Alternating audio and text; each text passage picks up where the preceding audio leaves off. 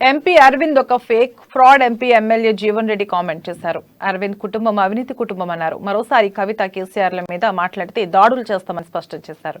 గతంలోనే ఆర్మూర్లో నిన్ను కొట్టారని బాండ్ పేపర్ రాసి జిల్లా ప్రజలను మోసం చేశారని చెప్పారు.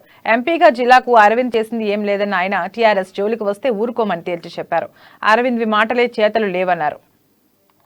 అరవింద్ డకేట్ కేసీఆర్ ఫ్యామిలీ అంటే KCR family fighters family.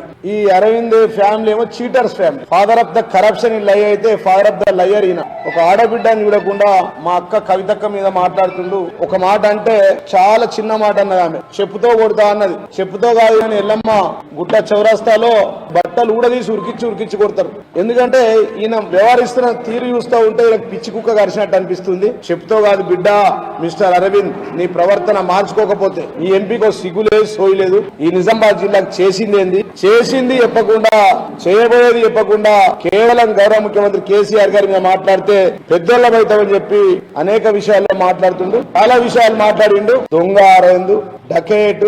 KCR family అంటే కేసీఆర్